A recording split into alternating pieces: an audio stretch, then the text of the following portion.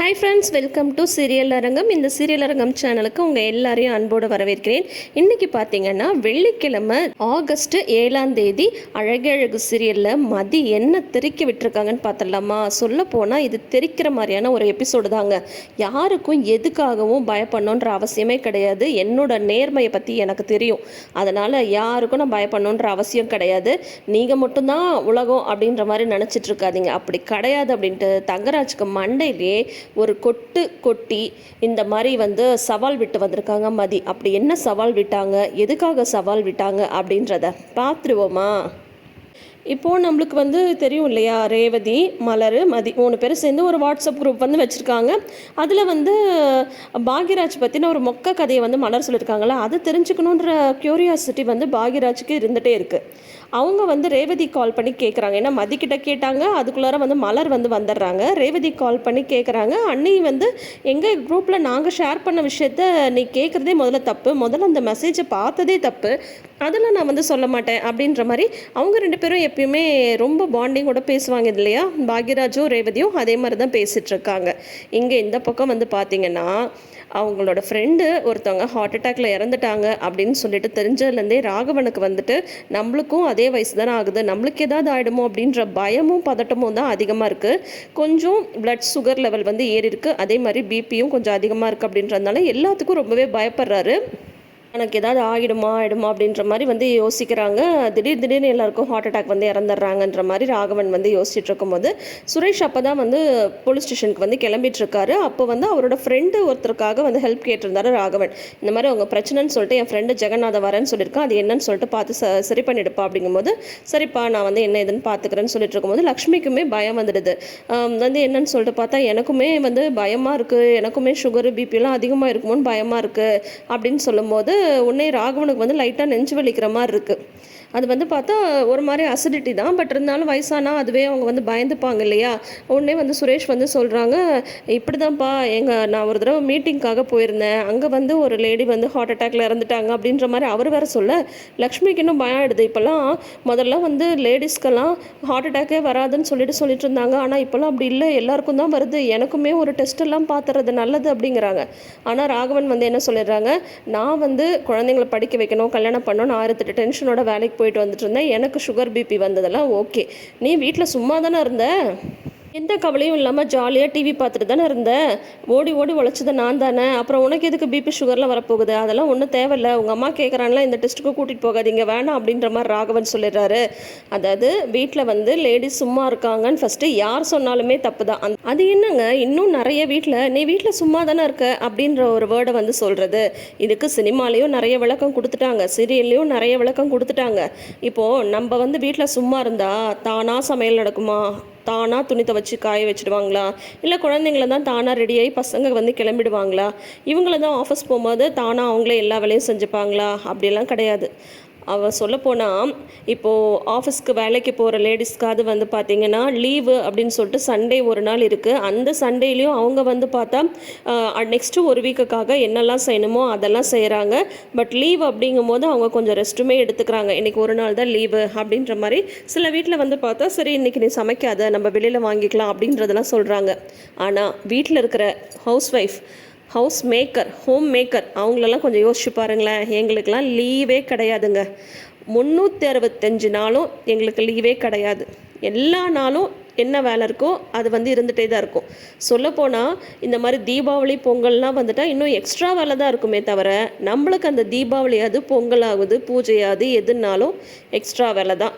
அதை இன்னும் புரிஞ்சுக்காமல் இருக்காங்க. இப்போ லக்ஷ்மி என்ன தான் மலரை மதியெல்லாம் வேலை வாங்கினாலுமே சும்மா இருக்காங்கன்னு சொல்கிறது யாராக இருந்தாலும் தப்பு தானே. அதனால் பார்த்தா எனக்குமே அந்த வார்த்தை அவர் சொல்லும் போது இதை உங்ககிட்ட ஷேர் பண்ணணும் அப்படின்னு சொல்லிட்டு தோணுச்சு. நீங்களும் யாரையும் வீட்டில் சும்மா தானே இருக்கேன்னு சொல்லிட்டு சொல்ல விட்டுறாதீங்க.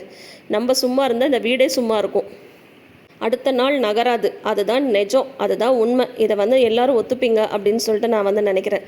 இப்போ பார்த்தா ரேவதிட்ட பாக்யராஜ் கேட்குறாரா இந்த மாதிரி சொல்லிட்டு, ஆனால் அவங்க சொல்ல மாட்டேன்னு சொல்லிடுறாங்களா, உன்னை பற்றின என்ன ரகசியம் பேசணும்னு நாங்கள் சொல்ல மாட்டோம், அது எங்கள் குரூப் அப்படின்னு சொல்லும்போது கரெக்டாக கீழேருந்து அவங்க மாமியார் கூப்பிட்றாங்க ரேவதியை.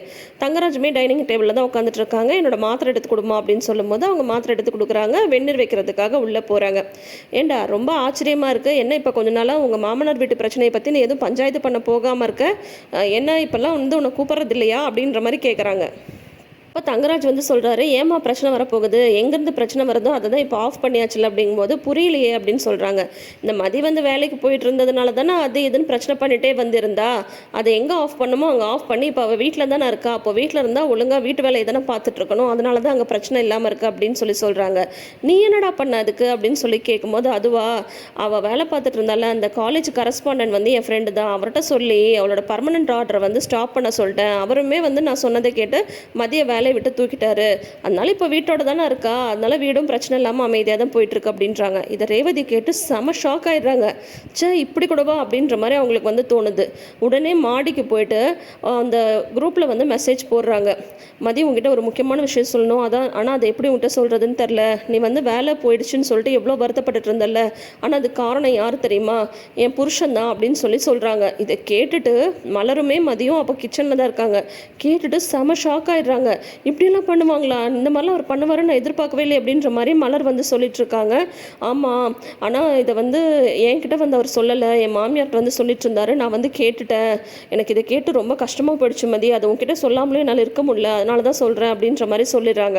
உடனே மதிக்கு வருதுங்க பாருங்க கோவம், அவ்வளோ கோவம். இதை வந்து சும்மா விட போகிறதே கிடையாது, நான் என்னன்னு சொல்லிட்டு அங்கே போய் கேட்டு வரேன், அவர் யாருங்க என்னோட வேலைக்கு வந்து பிரச்சனை கொடுக்கறதுக்கு அப்படின்னு சொல்லிட்டு மதி வந்து பயங்கர கோவமாக அங்கே கிளம்புறாங்க தங்கராஜ் வீட்டுக்கு. மலர் எவ்வளவோ தூரம் சொல்கிறாங்க, வேண்டாம் மதி பிரச்சனையாக எடுப்போது வேண்டாம், அது மட்டும் இல்லாமல் கொஞ்சம் யோசிச்சுப்பாரு, எப்படி உனக்கு தெரிய வந்ததுன்னா ரேவதி தான் சொன்னான்னா ரேவதிக்கும் பிரச்சனையாகும்ல அப்படின்னதும், அவங்க தான் எனக்கு சொன்னாங்க, நான் வந்து காட்டிக்க மாட்டேன், ஆனால் இதை வந்து நான் இப்படியே விட போகிறது கிடையாது, விட்டால் என்னை வந்து அவங்க என்ன நினச்சிட்டு இருக்காங்க, அவங்க சொல்கிற மாதிரிலாம் தான் நடக்கணும்னு சொல்லிட்டு நினச்சிட்டு இருக்காங்களா, நான் போய் என்ன ஏதுன்னு கேட்டு வந்துடுறேன்னு அவ்வளோ கோவமாக கிளம்புறாங்க. மலர் எவ்வளவோ தூரம் தடுக்க பார்க்குறாங்க, ஆனால் மதி கிளம்பிடுறாங்க. பின்னாடி அவங்க மாமியார் வராங்க, எங்கே போகிறேன்னே சொல்லாமலே போகிறா, அவளை பார்த்து நீயும் கெட்டு போயிடாத அப்படின்ற மாதிரி அவங்க மாமியார் வந்து சொல்லிட்டு போகிறாங்க. மலருக்கு ஒரே பயம், அங்கே போய் என்ன பிரச்சனையாயிடுமோ என்னவோ அப்படின்னு சொல்லிட்டு. தங்கராஜ் அப்போ தான் வெளியில் வந்து கிளம்பிட்டுருக்காரு. கரெக்டாக வந்து மதி வந்து வராங்க. மலர் வந்து ரேவதிக்குமே கால் பண்ணி சொல்கிறாங்க, இந்த மாதிரி மதி வந்து கோவமாக அங்கே வந்துட்டுருக்கா, அண்ணன் வீட்டில் இருக்காரான்னது இப்போ தான் வெளியில் கிளம்பிட்டு இருக்காங்க அப்படின்னு சொல்லிட்டு சொல்கிறாங்க. ஆனால் அவர் எப்போ வேணால் மதி வந்து அங்கே வருவார், ரேவதி பார்த்துக்கோ அப்படின்னு சொல்லிட்டு சொல்லிடுறாங்க மலர்.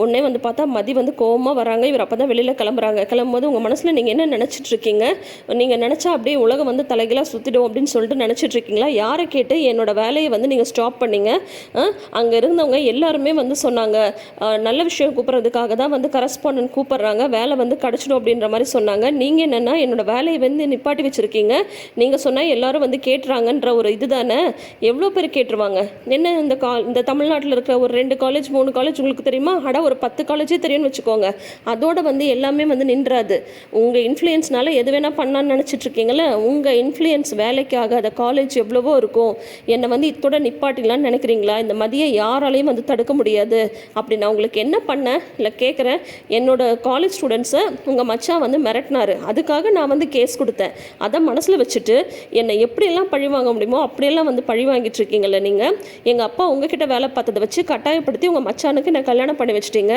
இப்போது நான் வேலைக்கு போகக்கூடாதுன்றதுக்காக என்னோட வேலையும் வந்து இது பண்ணிட்டீங்கல்ல, அப்படி என்னங்க உங்களுக்கு என் மேலே ஆத்திரம், எங்கள் அப்பா உங்ககிட்ட வேலை பார்த்ததை வச்சு நீங்கள் சொல்கிறதெல்லாம் நாங்கள் வந்து கேட்கணும்னு சொல்லிட்டு நினச்சிட்ருக்கீங்களா, அது முடியாது, உங்களோட இன்ஃப்ளூயன்ஸ் இல்லாத காலேஜில் உங்கள் முன்னாடியே நான் வேலைக்கு போய் காட்டுறேன், கண்டிப்பாக இதை நான் வந்து செஞ்சே தீருவேன், யாராலையும் என்னை வந்து தடுக்க முடியாது, நான் வேலைக்கு போகிறதே தடுக்க முடியாது, உங்கள் முன்னாடியே நான் வந்து ஒரு வேலையில் பர்மனெண்ட்டாக சேர்ந்து காட்டுறேன், உங்களால் ஆனதை பார்த்துக்கோங்க அப்படின்னு சொல்லிட்டு சவால் விட்டுட்டு வராங்க மதி.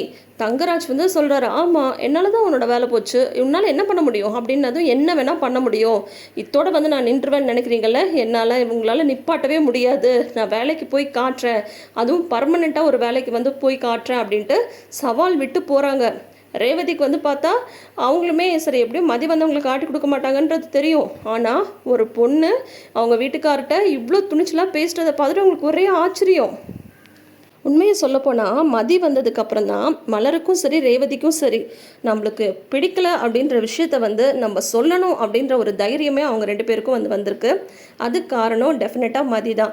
இப்போது மதி ஆன் ஃபயர் மோட் அப்படின்ற மாதிரி தான் இப்போ இருக்காங்க. அந்த சவால் விடுற சீனை வேறு லெவலாக இருந்ததுங்க. கண்டிப்பாக இன்றைக்கி எபிசோடை பார்த்து என்ஜாய் பண்ணுங்கள், மிஸ் பண்ணிடாதீங்க. செமையாக பண்ணுறாங்க நக்ஷத்ரா. அவங்களோட நடிப்பு யாருக்கெல்லாம் பிடிச்சிருக்கு? கமெண்ட் செஷனில் சொல்லுங்கள், நானுமே வந்து தெரிஞ்சுக்கிறேன். எனக்கு வந்து ரொம்ப பிடிச்சிருக்குப்பா, அதுவும் இந்த சீரியல் ரொம்ப ரொம்ப பிடிச்சிருக்குப்பா. உங்களுக்கும் இந்த சீரியல் பிடிக்குன்னா வீடியோக்கு ஒரு லைக் கொடுங்க, கமெண்ட் செஷன்லையும் தெரியப்படுத்துங்க. நம்ம சேனலை தொடர்ந்து சப்போர்ட் பண்ணுங்கள். சேனலை புதுசாக பார்க்குறீங்கன்னா சேனலை சப்ஸ்கிரைப் பண்ணிக்கோங்க. இந்த சீரியல் அரங்கம் சேனலை நிறைந்த அரங்கமாக மாற்றுங்க. தேங்க்யூ.